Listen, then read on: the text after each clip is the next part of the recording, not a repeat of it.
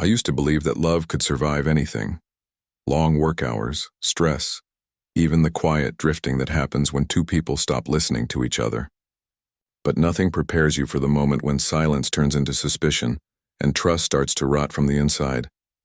My name's Daniel. I'm 39, a small business owner living just outside of Boston. My wife, Claire, worked in marketing. Late meetings, client dinners, always something urgent. I used to admire her drive. Then I started to notice that her ambition only seemed to come alive after midnight. The first time she came home late, I didn't think much of it. It was around 1 a.m.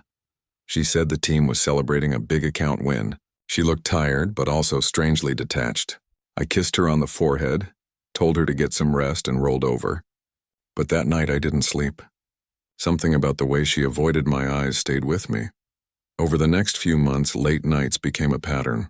Sometimes 11 p.m., sometimes 2 a.m. The stories were always the same: traffic, networking, client calls. The words sounded professional, but the tone was rehearsed. I stopped asking after a while.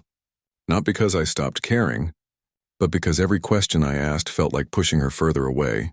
Then came the night she walked in at 3:07 a.m. I remember the time because I'd been staring at the clock for hours, waiting to hear her key in the door. When she finally stepped in, she smelled faintly of perfume, not hers. She slipped off her heels, tossed her purse on the couch, and sighed. "I'm tired," she said. That's all. No apology, no explanation, not even eye contact. Something inside me cracked, but not loudly. It was quiet, like a hairline fracture running through glass. I didn't ask where she'd been. I just nodded, stood up, and went to the kitchen. I poured a glass of water, drank half, and stared out the window. The city was still alive. Somewhere out there, people were laughing, living, maybe lying too. When I came back to the living room, she was already walking upstairs. I followed her with my eyes, not in anger, just a kind of resignation.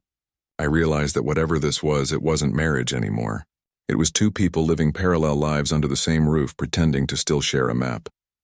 I lay awake until sunrise. I kept replaying her words. I'm tired. Tired of what? Me? Us? The lie she was building one late night at a time? At 6 a.m., I got out of bed and made coffee. The air felt heavy, like a storm that hadn't decided whether to pass or break. I sat there in the kitchen, listening to the quiet hum of the refrigerator. That's when I made the decision. Not out of anger, not out of revenge, but out of something colder. Clarity. By 8 a.m., her bags were packed. Not thrown together in a rage, but folded neatly, the way she used to fold my shirts before everything changed. I placed them near the front door, beside a small envelope with her name on it. I called a cab, prepaid it, and asked the driver to wait outside at 9. When she finally came downstairs, she looked surprised, confused even. Her hair was still messy from sleep, her eyes swollen with the weight of someone who didn't expect consequences. "Danny, what's this?" she asked, her voice small. I looked at her, and for the first time in months I didn't feel hurt. "Just empty. You said you were tired," I replied, "so I figured I'd help you rest." Her mouth opened slightly, but no words came out.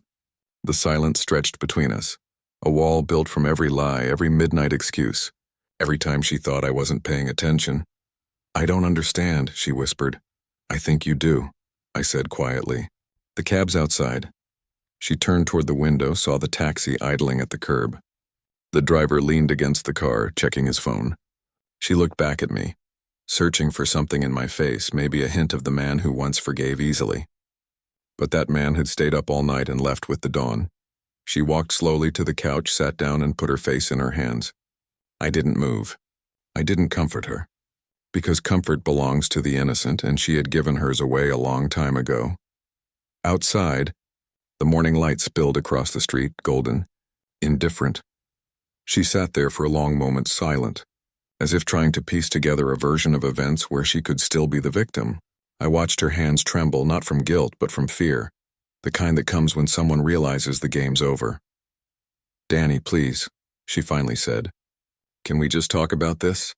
I shook my head slowly. "I think we've already done enough talking. You just didn't know I was listening."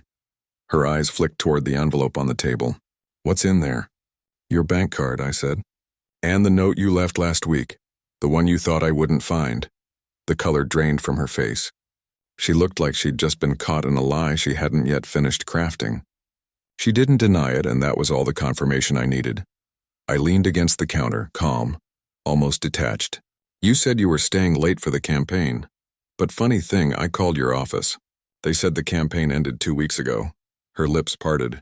No words, no excuses, just that hollow silence where love used to live. I don't know what I expected to feel. Maybe rage, maybe heartbreak. But what I felt was something purer, relief. Like exhaling after months of holding your breath. Danny, it's not what you think, she whispered. It never is, I replied, until it's exactly that.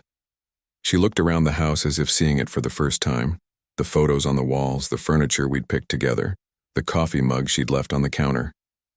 Everything felt like evidence of a life she had already abandoned, now staring back at her, demanding explanation. Where am I supposed to go? She asked quietly. I don't know, I said. But wherever it is, make sure it's worth what you destroyed to get there. Her tears started then, quiet at first, then uncontrollable. The sound filled the space where our laughter used to live. I watched her not because I wanted to see her hurt, but because I needed to remember this moment, the exact point where empathy turned into closure. The taxi horn honked once, gently, as if to remind us time was still moving forward. She stood slowly, brushed her hair back, and reached for the handle of her suitcase. Danny, she said again, her voice trembling. I never wanted it to end like this. I gave a faint smile. You just never expected it to end at all. She walked to the door, then turned back one last time.